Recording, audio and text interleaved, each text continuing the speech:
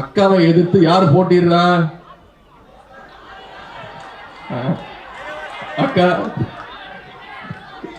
தூத்துக்குடியில துண்டக்கான துணியக்கானு ஓட விட்டு அவங்க பாண்டிச்சேரி தெலுங்கானா போய் ஆளுநரா இருந்து அங்க அந்த மக்கள் ஓட விட்டு இப்போ ஆட்டுக்குட்டி தானா வந்து தலையை நீட்டி இருக்கு.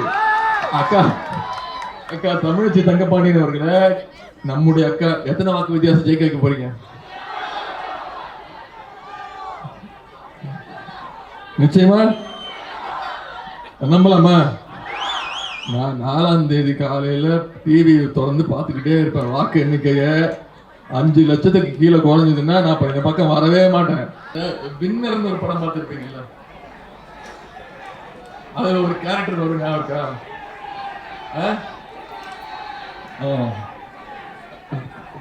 Building strong, basement weak. ரொம்ப தைரியமா வருவாரு உள்ள, சட்டமன்றத்துக்கு பயங்கர வீரப்பா வருவார், கோட்டு சூட்லாம் போட்டு வருவாரு. ஆனா வந்து என்னென்ன பண்ணாரு தெரியுமா? நம்முடைய மாநில உரிமைகள் ஒவ்வொன்றத்தையும் படிக்கிறதுக்கான அனைத்து வேலையும் பண்ணார். முதல் சட்டமன்ற கூட்டத்தொடரில் வந்து ஆளுநருங்கிறது ஜஸ்ட் போஸ்ட்மேன், தபால்காரன். நீ மக்களால் தேர்ந்தெடுக்கப்பட்டவர், நீ நியமிக்கப்பட்டவர், ஒன்றிய அரசால் நியமிக்கப்பட்டவர். எங்க முதலமைச்சர் சொல்றத போய் அங்க போய் கொடுத்துட்டு வா. அங்க ஏதாவது கொடுத்தாங்கன்னா அதை வாங்கிட்டு வந்து எங்க முதலமைச்சர் கொடு, அதுதான் உன் வேலை.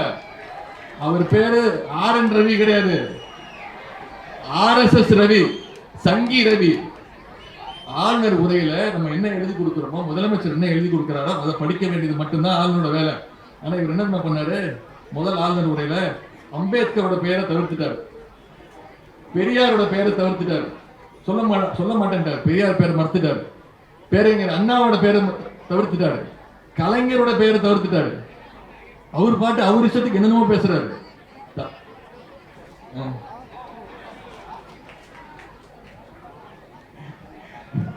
நம்ம தலைவர் எந்திரிச்சு ஆளுநர் அவர்களே, நீங்க சொன்ன ஒரு வார்த்தை கூட இந்த அசம்பிளியில சட்டசபையில ஏறாது.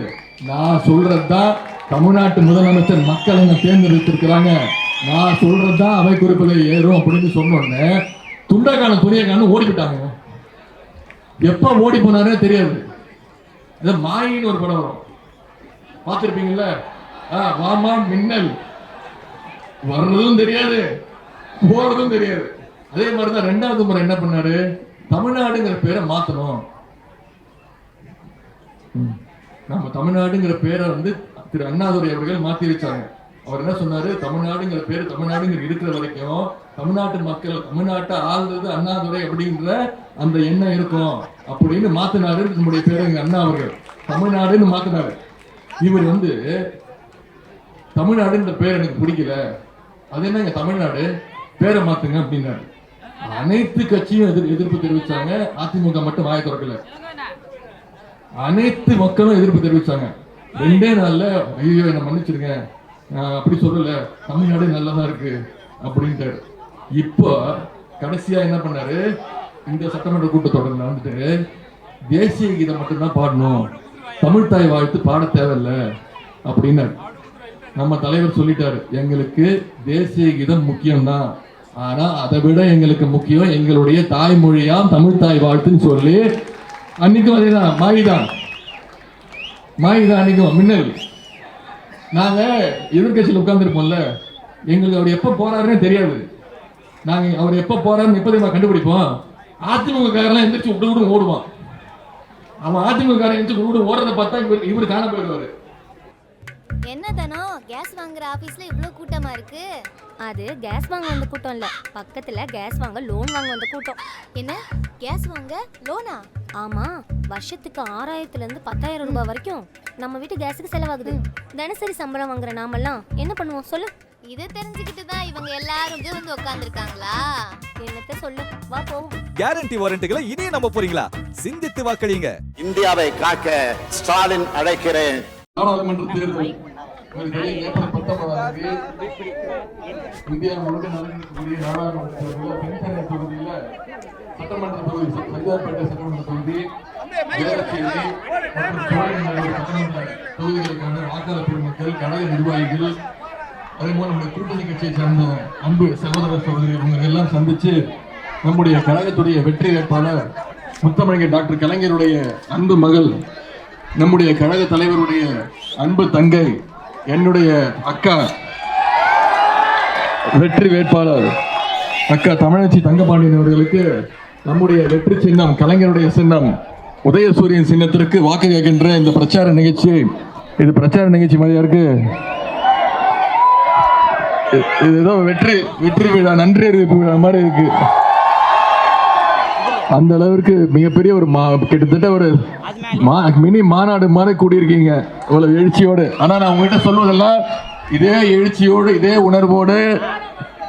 உணர்வோடு சேலம் மாநாடு மாதிரி மினி மாநாடு, வேளச்சேரி மாநாடு மாதிரி இருக்கு.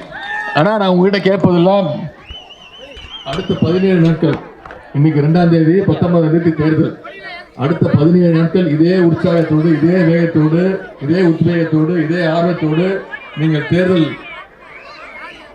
தேர்தல் பணி ஆட்டினீங்கன்னா கண்டிப்பா 100% இல்ல 1000% நாம வெற்றி பெற போது உறுதி. நான் இன்னைக்கு காலையில வட சென்னை, அதன் பிறகு மத்திய சென்னை, அதன் பிறகு மாலை, அதன் பிறகு தென் சென்னையில இது 2வது இடம். நான் தென் சென்னைக்கு வந்து நம்முடைய அக்கா தமிழச்சி அக்கா அவர்களுக்கு உதயசூரியன் சின்னத்துல உங்ககிட்ட வாக்கு கேட்கலான்னு வந்தேன்.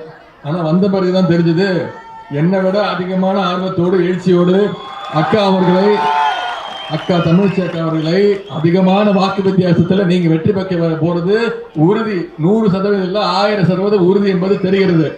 முடிவு பண்ணிட்டீங்களா? தாய்மார்கள் முடிவு பண்ணிட்டீங்களா? எந்த சின்னம்? சத்தமா சொல்லுங்க, எந்த சின்னம்? கைய வசதி காட்டி சொல்லுங்க, எந்த சின்னம்? உதயசூரியன் சின்னத்துல வர்ற ஏப்ரல் 19ஆம் தேதி வாக்குச்சாவடிக்கு போறீங்க. உங்க கண்ணுக்கு 2 விஷயம் தான் தெரியும். முதல் வாக்கு பெட்டியில முதல் பேரு அக்காவோட பேர் தான், அக்கா தமிழச்சி தங்கபாண்டியன் பேர் இருக்கும். அதுக்கு பக்கத்துல நம்முடைய வெற்றி சின்னம் உதயசூரியன் சின்னம் இருக்கும். அதுக்கு பக்கத்துல ஒரு பச்சை கலர் பட்டன், நீல கலர் பட்டன் இருக்கும். அந்த பட்டன்ல போடுறீங்களே ஒரு ஓட்டு, அதுதான் மோடிக்கு வைக்கிற வேட்டு. வச்சிருவீங்களா? நிச்சயம் செய்வீங்களா? தயாராயிட்டீங்களா? சென்ற முறை நாடாளுமன்ற தேர்தலில் அக்கா தமிழச்சி அக்கா அவர்களை 2,63,000 வாக்கு வித்தியாசத்துல மிகப்பெரிய வெற்றியை கொடுத்தீங்க. அதற்கு இந்த நேரத்தில் நான் நன்றி தெரிவிச்சுக்கிறேன். அந்த வெற்றிக்கு முழு காரணம் நீங்க தான். ஆனா இந்த முறை அந்த வாக்கு வித்தியாசம் பத்தாது, நிச்சயம் பத்தாது. ஏன்னா அதுக்கு காரணம் சொல்றேன். போன முறை நம்முடைய எதிரிகள்லாம் ஒரே அணியில வந்தாங்க. இன்றைக்கு நம்முடைய எதிரிகள்லாம் பிரிஞ்சு வந்திருக்காங்க. எனவே இதற்கு இது நமக்கு நல்ல வாய்ப்பு. அக்காவை எதிர்த்து யார் போட்டிடுறா? அக்கா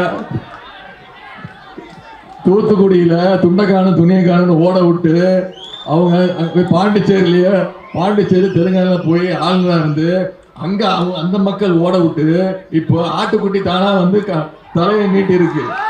அக்கா தமிழச்சி தங்கபாண்டியன் அவர்களை நம்முடைய அக்கா எத்தனை வாக்கு வித்தியாசம் ஜெயிக்க வைக்க போறீங்க? நிச்சயமா நம்பலாமா?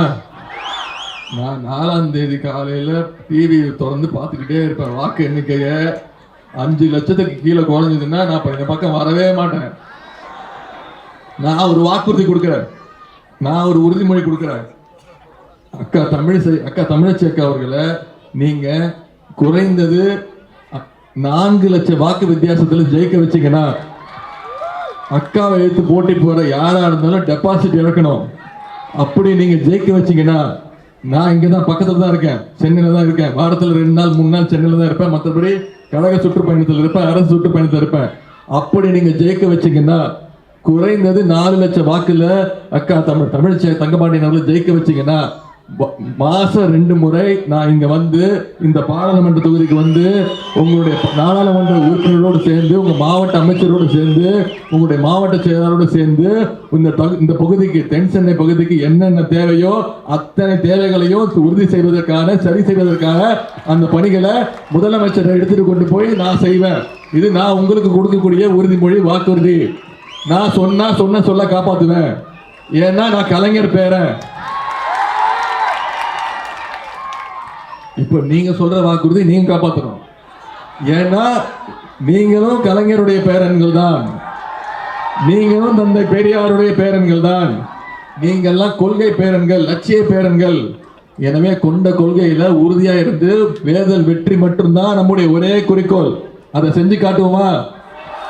இதே நேரத்தில் சென்ற சட்டமன்ற தேர்தலில் சைதாப்பேட்டை தொகுதியில போட்டியிட்ட நமது கழக வேட்பாளர் மாண்புமிகு அமைச்சர் மா சுப்பிரமணியன் அவர்களை கிட்டத்தட்ட 30,000 வாக்கு வித்தியாசத்தில் வெற்றி பெற வச்சீங்க. அதற்கு இந்த நேரத்தில் என்னுடைய நன்றியை தெரிவிச்சுக்கிறேன். அதே போல வேளச்சேரி தொகுதியில நமது கூட்டணி வேட்பாளர் சகோதரர் ஹசன் மௌலானா அவர்களை 4,500 வாக்கு வித்தியாசத்தில் வெற்றி பெற வச்சீங்க. அதற்கும் இந்த நேரத்தில் என்னுடைய நன்றியை நான் தெரிவித்துக் கொள்கின்றேன். சோழிங்கநல்லூர்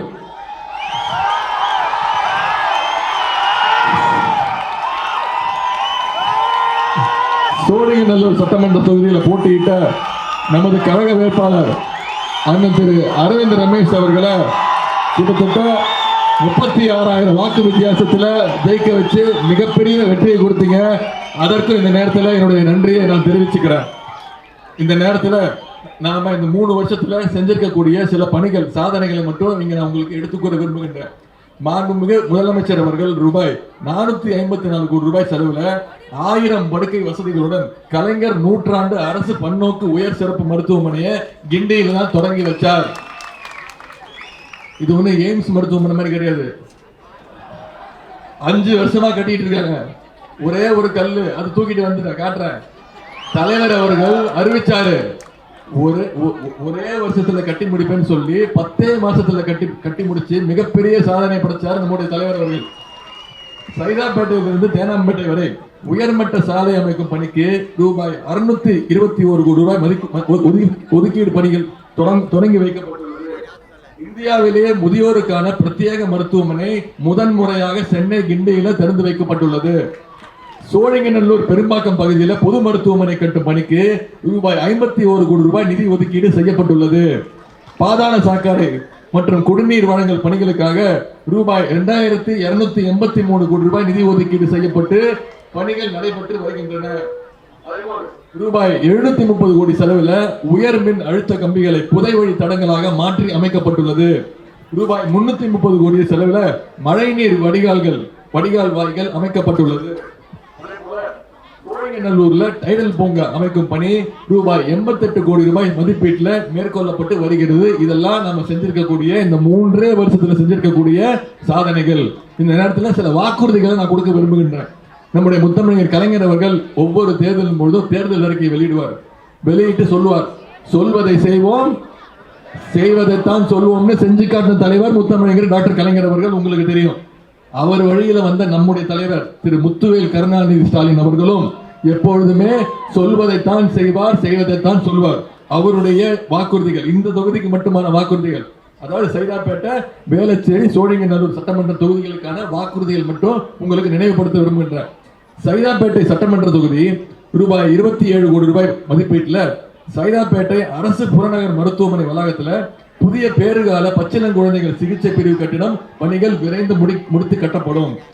ரூபாய் 1,500 கோடி ரூபாய் செலவில் அடையாறு நதியை அழகுற சீரமைக்கும் பணி விரைவில் முடிக்கப்பட்டு பொதுமக்கள் பயன்பாட்டிற்கு கொண்டு வரப்படும்.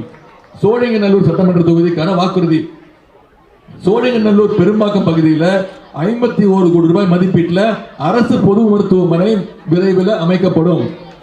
அடுத்து இந்த தொகுதி வேளச்சேரி சட்டமன்ற தொகுதி ரூபாய் 28 கோடி மதிப்பீட்டில் வேளச்சேரி ஏரியில படகு சுற்றுலா தளம் அமைத்து பொதுமக்கள் பயன்பாட்டிற்கு கொண்டு வரப்படும்.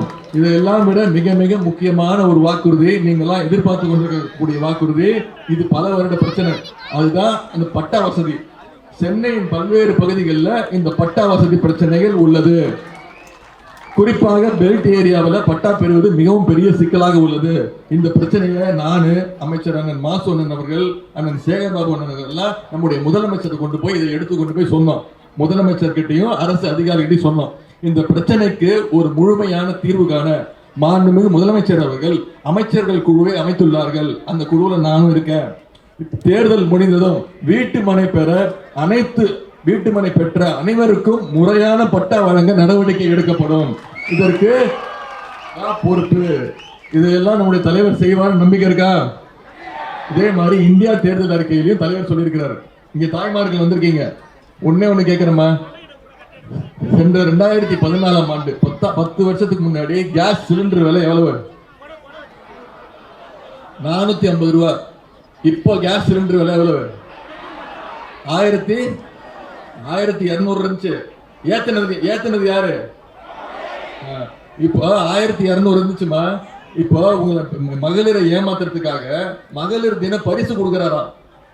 800 ரூபாய் ஏத்திட்டு 100 ரூபாய் கம்மி பண்ணிருக்காரு. அதாவது நீங்க ஏமாந்துறாதீங்க, மீண்டும் ஆட்சிக்கு வந்தா மீண்டும் 500 ரூபாய் ஏத்திடுவாரு. ஆட்சிக்கு வர்றதுக்கு வாய்ப்பே கிடையாது. ஆனா தலைவர் அவர்கள் சொல்லியிருக்காரு, இந்தியா கூட்டணி ஆட்சிக்கு வந்ததுன்னா கேஸ் சிலிண்டர் விலை 500 ரூபாய்க்கு தரப்படும்னு தலைவர் சொல்லியிருக்கிறார். அதே மாதிரி பெட்ரோல் விலை 75 ரூபாய், 1 லிட்டர் பெட்ரோல் 75 ரூபாய்க்கு தரப்படும்னு விற்கப்படும்னு தலைவர் வாக்குறுதி கொடுத்திருக்கிறாரு. டீசல் விலை 1 லிட்டர் டீசல் 65 ரூபாய்க்கு தரேன்னு தலைவர் சொல்லியிருக்கிறாரு.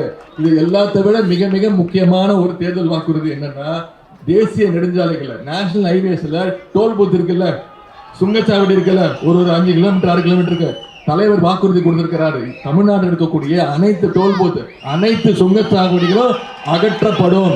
இனிமே தேசிய நெடுஞ்சாலையில நம்ம பயணம் பண்ணணும்னா ஒன்றிய அரசுக்கு காசு கொடுக்க தேவையில்லை, காசு கட்ட தேவையில்லைன்னு சொல்லியிருக்கிறார். இதெல்லாம் தலைவர் செய்வார் என்ற நம்பிக்கை உங்களுக்கு இருக்கா? நிச்சயம் இருக்கா? இதற்கு சிறந்த உதாரணம் மட்டும் சொல்றேன். 2021 நம்ம ஆட்சிக்கு வந்தோம். நம்முடைய கழக தலைவர் அவர்கள் ஒட்டுமொத்த தமிழ்நாட்டு மக்கள் தேர்ந்தெடுத்து மிகப்பெரிய ஆதரவு கொடுத்து தமிழ்நாட்டு முதலமைச்சராக அமர வச்சாங்க. நம்முடைய தலைவர் இன்னும் யாருடைய காலை பிடிச்சி முதலமைச்சராகல, எந்த டேபிள் சேர் கடையிலையும் போய் முதலமைச்சராகல. உங்களுக்கே தெரியும் யார சொல்றேன்னு தெரியுதா?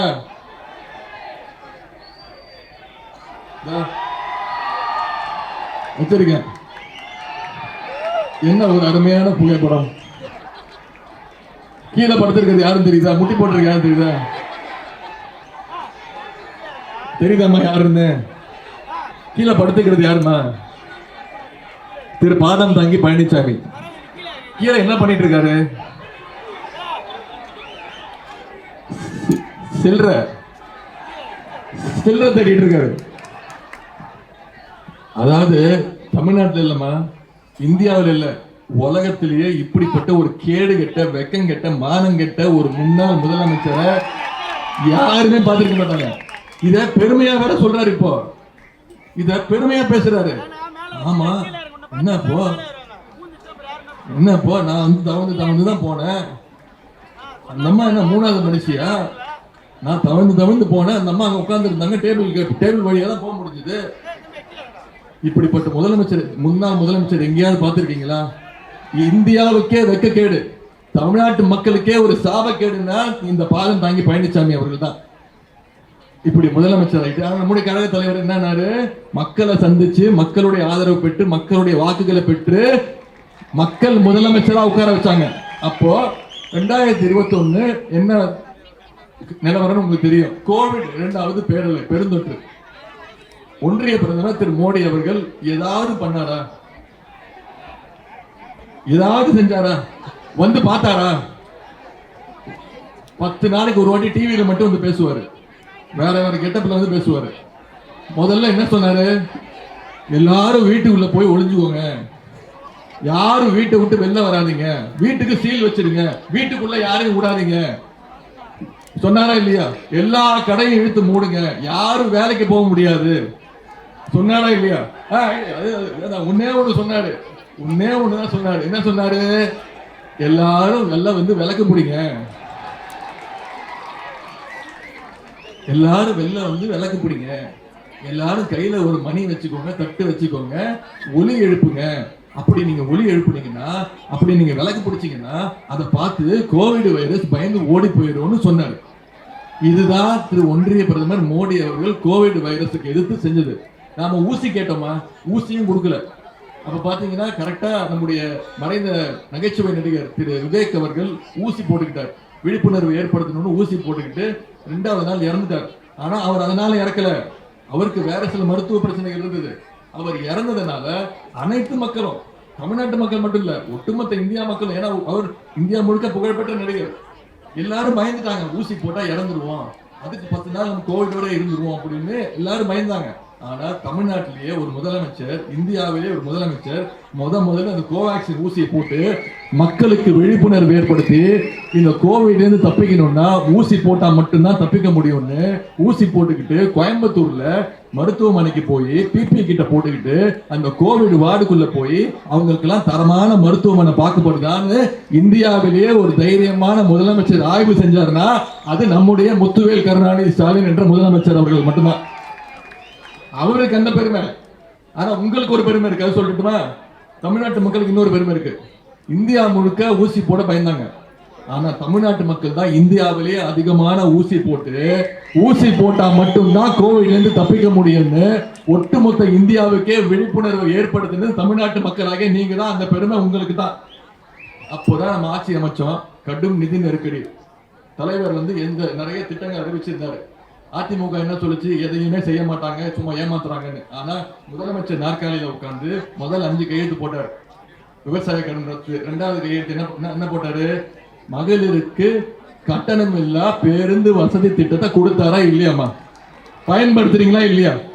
இப்ப தமிழ்நாடு முழுக்க இப்ப நான் வரும்போது பார்த்தா எல்லா இடத்துலயும் பிங்க் பஸ் தான். அந்த பிங்க் பஸ் ஃபுல்லா மகளிரும் குழந்தைங்களும் மாற்றுத்திறனாளிகள் தான். இப்போ அந்த பிங்க் பஸ் இருக்குல்ல, அது யாரும் பிங்க் பஸ்னே கூப்பிடுறது இல்ல. தலைவர் பேரை சொல்லி ஸ்டாலின் பஸ் தான் கூப்பிடுறாங்க. நம்ம ஆண்கள் மகளிர் கிட்ட கத்துக்கணும். அதாவது ஒரு திட்டத்தை அரசு அறிமுகப்படுத்துதுன்னா அதை எப்படி பயன்படுத்தணும், எந்த அளவுக்கு அதிகமா பயன்படுத்தணும்னு உங்ககிட்ட தான் கத்துக்கணும். ஏன்னா என்ன புள்ளி வர கணக்கு இருக்கு. நான் நகைச்சுவைக்காக சொல்ல உங்களை கிண்டல் பண்ணல. இது வரைக்கும் இந்த 3 வருஷத்துல இந்த மகளிர் கட்டணமில்லா பேருந்து பஸ் இருக்குல்ல, நம்முடைய முதல்வர் பேர் இருக்குல்ல, ஸ்டாலின் பஸ் இருக்குல்ல, அதுல எத்தனை பயணங்கள் நீங்க மேற்கொண்டிருக்கீங்க தெரியுமா? 460 கோடி பயணங்கள் 3 வருஷத்துல மட்டும். மகளிர் புள்ளி விவர கணக்கோட சொல்றேன்.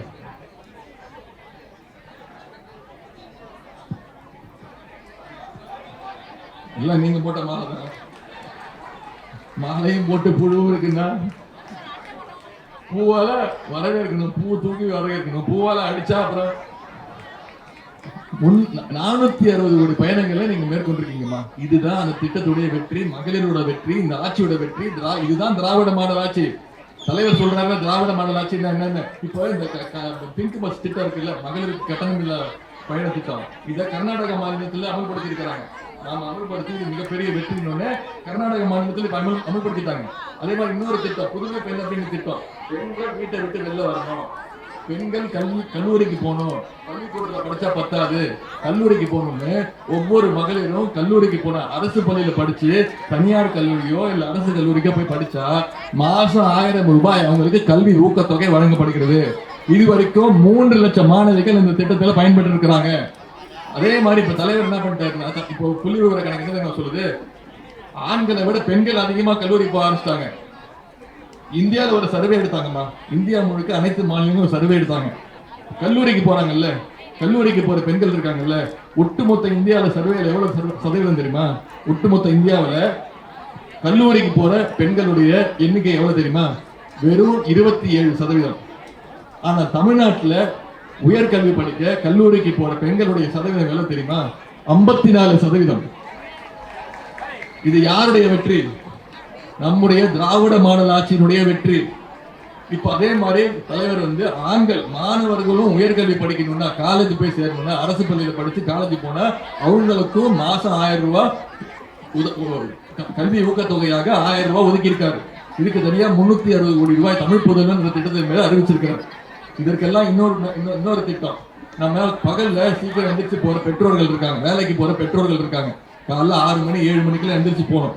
அப்போ குழந்தைக்கு சாப்பாடு சமைக்கிறதுக்கும் சாப்பாடு ஊட்டுறதுக்கும் நேரம் இருக்காது. அந்த நேரத்துல என்ன பண்ணுவாங்க?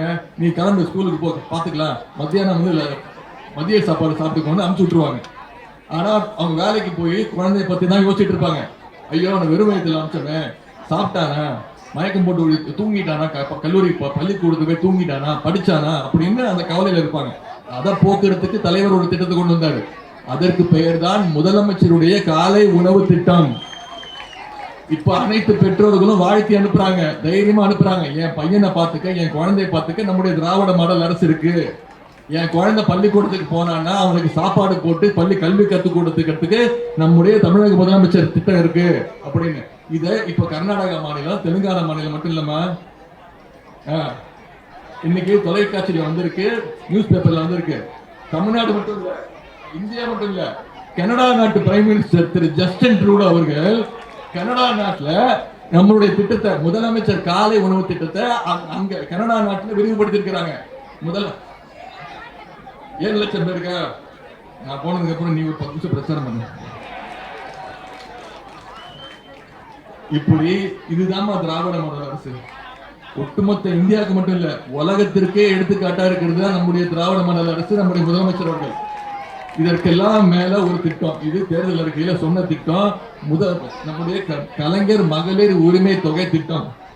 1,16,00,000 மகளிருக்கு செப்டம்பர் மாசத்திலிருந்து இப்ப வரைக்கும் மாசம் 1000 ரூபாய் உரிமை தொகை கொடுக்கப்பட்டிருக்கு. மகளிர் கையை தூக்குங்க, உங்களுக்கு எத்தனை பேருக்கு அந்த திட்டம் வந்திருக்கு? கிட்டத்தட்ட 70% வந்திருக்கு. எனக்கு உங்க மைண்ட் வாய்ஸ் கேக்குது, சில பேருக்கு வரல. உங்க குறை எனக்கு தெரியும். என்ன சொல்றீங்க? எனக்கு வந்துருச்சு, பக்கத்து வீட்டு பொண்ணுக்கு வரல, பக்கத்து வீட்டு பொண்ணுக்கு வந்துருச்சு, எனக்கு வரல அப்படின்னு சில குறைகள் இருக்கு. ஏமா இது விண்ணப்பிச்சவங்க 1,60,00,000 பேர். இதுல ஏற்கனவே 1,18,00,000 பேருக்கு கொடுத்தாச்சு. வெரிஃபிகேஷன் பண்ணி சரி பார்த்து இன்னும் ஒரு 6-7 மாதங்கள்ல கண்டிப்பாக அந்த 1,60,00,000 தகுதியுள்ள அனைத்து மகளிருக்கும் கண்டிப்பா முதலமைச்சர் கொடுப்பாரு. 1,18,00,000 பேருக்கு கொடுக்க மனசு வச்ச முதலமைச்சருக்கு இன்னொரு 40 லட்சம் பேருக்கு கொடுக்க மனசு வராதா? கண்டிப்பா கொடுப்பாரு. நம்பிக்கை இருக்கா? நிச்சயம் கொடுப்பார். இதெல்லாம் நம்முடைய திட்டங்கள், நாம செஞ்சிருக்கக்கூடிய சாதனைகள், நம்ம என்ன செய்ய போறோம்னு சொல்ற வாக்குறுதிகள். நான் இப்ப கேட்கணுமா, ஒன்றிய பிரதமர் திரு நரேந்திர மோடி அவர்கள் 10 வருஷமா இந்தியாவை ஆண்டிட்டு இருக்கார், ஏதாவது செஞ்சாரா?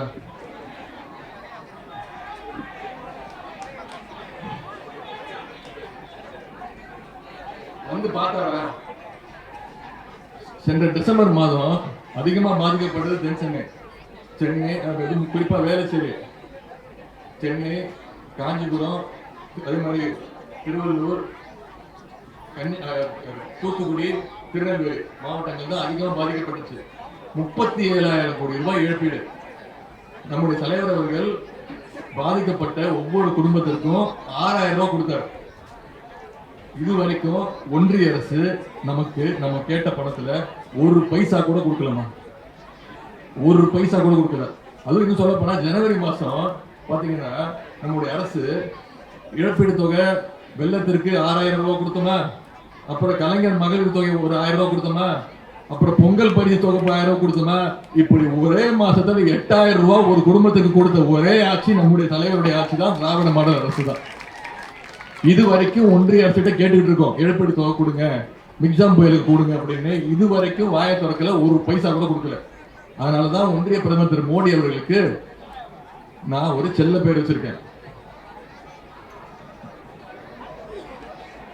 இனிமேல் நீங்க யாரும் அவர் பேரை சொல்லி கூப்பிடக்கூடாது. ஏன்னா நீங்க இதை சொல்லி கூப்பிட்டாதான் அவருக்கு உரைக்கும். சொல்லுங்க, பேர் என்ன? ஒன்றிய பிரதமர் பேர் என்ன? பேர் என்னமா? திரு 29 பைசா. ஒன்றிய பிரதமரோட பேரு மிஸ்டர் 29 பைசா. ஏன்னு சொல்லிடுறேன், அதுக்கு ஒரு பேர் காரணம் வச்சிருக்கேன். இது செல்லா காசு தான். ஜூன் 4க்கு மேல ஏன்னு காரணம் சொல்லிடுறேன். நாம ஒவ்வொருத்தரும் ஜிஎஸ்டி வரி கட்டுறோம். நாம இங்கிருந்து கட்டுற 1 ரூபாய்க்கு நமக்கு திருப்பி அவர் எவ்வளவு தெரியுமா தராரு ஒன்றிய அரசு? வெறும் 29 பைசா. ஆனா பாஜக ஆளுகின்ற அனைத்து மாநிலங்களுக்கும் நம்முடைய காசை தூக்கி வாரி வாரி கொடுக்கறாங்க.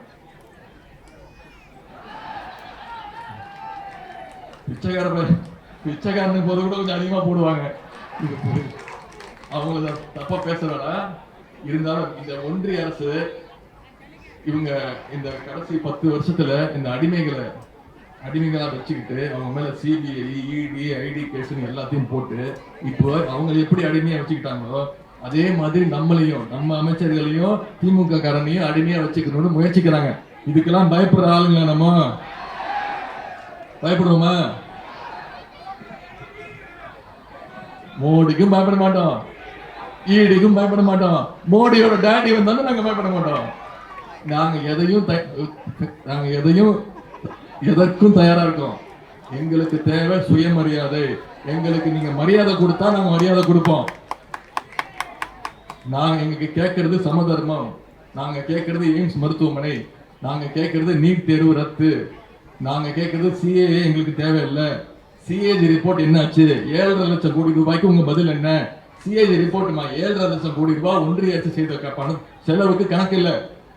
7.5 லட்சம் கோடி எங்க போச்சுன்னே தெரியல. அதாவது 1 கிலோமீட்டர் ரோடு போடுவதற்கு ஒன்றிய அரசு எவ்வளவு தெரியுமா செலவு செஞ்சிருக்கு? 250 கோடி. 1 கிலோமீட்டர் ரோடு போடுவதற்கு 250 கோடி. அதே மாதிரி 88,000 ஆயுஷ்மான் பாரத்னு ஒரு திட்டம், மருத்துவ காப்பீடு திட்டம். உங்களுக்கு தெரியும், கலைஞர் காப்பீடு திட்டம் இருக்கிற இன்சூரன்ஸ். அதே மாதிரி ஆயுஷ்மான் பாரத்னு ஒரு திட்டம், மருத்துவ காப்பீடு திட்டத்துல இறந்து போன 88,000 பேருக்கு ஒரே செல்போன் நம்பர்ல இருந்து பதிவு பண்ணியிருக்காங்க. இறந்தே போயாச்சு, அவங்களுக்கு மருத்துவ காப்பீடு திட்டம் கொடுத்திருக்காங்க. இது எல்லாத்துக்கும் மேல இங்க ஒருத்தர் இருக்காரு பக்கத்துல,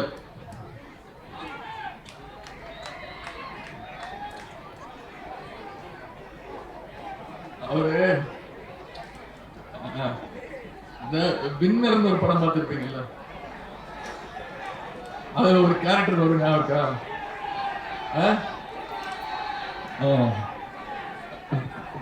பில்டிங் ஸ்ட்ராங், பேஸ்மெண்ட் வீக். ரொம்ப தைரியமா வருவாரு உள்ள, சட்டமன்றத்துக்கு பயங்கர வீரப்பா வருவார், கோட்டு சுட்லாம் போட்டு வருவாரு. ஆனா வந்து என்னென்ன பண்ணாரு தெரியுமா? நம்முடைய மாநில உரிமைகள் ஒவ்வொன்றத்தையும் படிக்கிறதுக்கான அனைத்து வேலையும் பண்ணார். முதல் சட்டமன்ற கூட்டத்தொடரில் வந்து ஆளுநருங்கிறது ஜஸ்ட் போஸ்ட்மேன், தபால்காரன். நீ மக்களால் தேர்ந்தெடுக்கப்பட்டவர், நீ நியமிக்கப்பட்டவர், ஒன்றிய அரசால் நியமிக்கப்பட்டவர். எங்க முதலமைச்சர் சொல்றத போய் அங்க போய் கொடுத்துட்டு வா. அங்க ஏதாவது கொடுத்தாங்கன்னா அதை வாங்கிட்டு வந்து எங்க முதலமைச்சர் கொடு, அதுதான் உன் வேலை. அவர் பேரு RN ரவி கிடையாது, RSS ரவி, சங்கி ரவி. ஆளுநர் உரையில நம்ம என்ன எழுதி கொடுக்கிறோமோ, முதலமைச்சர் என்ன எழுதி கொடுக்கிறாரோ அதை படிக்க வேண்டியது மட்டும்தான் ஆளுநரோட வேலை. ஆனா இவர் என்ன பண்ணாரு? முதல் ஆளுநர் உரையில அம்பேத்கரோட பெயரை தவிர்த்துட்டாரு, பெரியாரோட பெயரை தவிர்த்துட்டாரு, சொல்ல மாட்டேன்ட்டார். பெரியார் பேரை மறுத்துட்டாரு, பேரறிஞர் அண்ணாவோட பேரை தவிர்த்துட்டாரு, கலைஞரோட பெயரை தவிர்த்துட்டாரு. அவர் பாட்டு அவர் இஷ்டத்துக்கு என்னென்னமோ பேசுறாரு.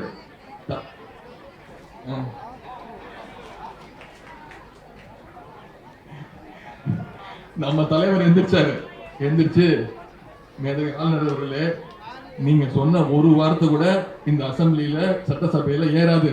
நான் சொல்றதுதான் தமிழ்நாட்டு முதலமைச்சர் மக்கள் என்ன தேர்ந்தெடுத்திருக்கிறாங்க, நான் சொல்றதுதான் அவை குறிப்புகள் ஏறும் அப்படின்னு சொன்னோடனே துண்டக்கான துணியக்கான ஓடிவிட்டாங்க. எப்ப ஓடி போனாரே தெரியாது. மாயின்னு ஒரு படம் வரும், பார்த்திருப்பீங்கல்ல? வாமா மின்னல், வர்றதும் தெரியாது போறதும் தெரியாது.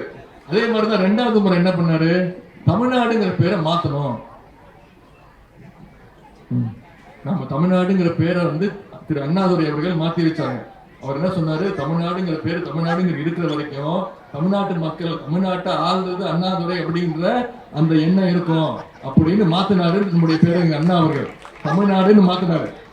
இவர் வந்து தமிழ்நாடுன்ற பேர் எனக்கு பிடிக்கல, அது என்ன எங்க தமிழ்நாடு, பேரை மாத்துங்க அப்படின்னாரு. அனைத்து கட்சியும் எதிர்ப்பு தெரிவிச்சாங்க.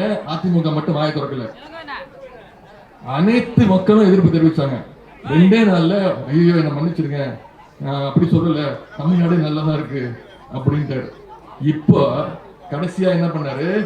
இந்த சட்டமன்ற கூட்டத்தொடர்ல வந்துட்டு தேசிய கீதம் மட்டும்தான் பாடணும், தமிழ் தாய் வாழ்த்து பாட தேவையில்லை அப்படின்னாரு. நம்ம தலைவர் சொல்லிட்டாரு, எங்களுக்கு தேசிய கீதம் முக்கியம்தான், ஆனா அதை விட எங்களுக்கு முக்கியம் எங்களுடைய தாய்மொழியாம் தமிழ் தாய் வாழ்த்துன்னு சொல்லி அன்னைக்கும் அதேதான் மாயிதான் அன்னைக்கும் மின்னல். நாங்க எதிர்கட்சியில் உட்கார்ந்துருப்போம்ல, எங்களுக்கு அவர் எப்ப போறாருன்னே தெரியாது. நாங்க அவர் எப்ப போறாருன்னு எப்ப கண்டுபிடிப்போம்? அதிமுக காரெல்லாம் எந்திரிச்சு விட்டு ஓடுவான். அவன் அதிமுக காரன் எந்திரிச்சு விட்டு ஓடுறத பார்த்தா இவரு காண போயிடுவாரு. இப்படிப்பட்ட ஒரு ஆளுநரை வச்சு தமிழ்நாட்டை கண்ட்ரோல் பண்ண நினைக்கிறாங்க. 10 வருஷத்துல நிதி உரிமை, மொழி உரிமை, அனைத்து கல்வி உரிமை அனைத்தையும் எழுந்திருக்கிறோம். இதையெல்லாம் மீட்டெடுக்கணும்னா வர்ற ஏப்ரல் 19ஆம் தேதி மிக மிக முக்கியமான நாள். நான் இன்னைக்கு வந்திருக்கேன், பிரச்சாரம் பண்ணியிருக்கேன், உங்ககிட்ட கருத்துக்கள்லாம் சொல்லியிருக்கேன், நம்முடைய வாக்குறுதிலாம் சொல்லியிருக்கேன், நீங்க உள்வாங்கியிருக்கீங்க. நீங்க அத்தனை பேரும் உதயசூரியன் சின்னத்துல வாக்களிச்சு அக்கா அவர்களை 5 லட்சம் வாக்கு வித்தியாசம், மறக்க மாட்டேன், 5 லட்சம் வாக்கு வித்தியாசத்துல நீங்க ஜெயிக்க வைக்கணும். நீங்க ஜெயிக்க வைக்கிறது தயாரா இருக்கீங்க. 4 லட்சமா? சரி 4 லட்சம், சரி 4 லட்சம். அப்ப 5 லட்சம் 5 லட்சம் வராதா? எவ்வளவுக்கு எவ்வளவு அதிகமா வாங்கணுமோ அந்த முயற்சி செய்யுங்க. நீங்க அத்தனை பேரும் பிரச்சாரம் பண்ணதுக்கு முடிவாயிட்டீங்க, ரெடி ஆயிட்டீங்க. அடுத்த 17 நாள் ஒவ்வொரு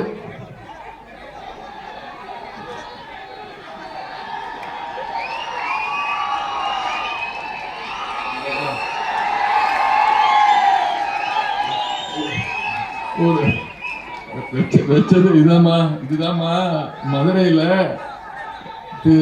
29 பைசாவும் பாதம் தாங்கியும் சேர்ந்து வச்ச ஒரே கல்லு, அதையும் புடிங்கிட்டு வந்துட்டேன். இப்ப கல்ல காணும்னு தேடிட்டு இருக்கானுங்க.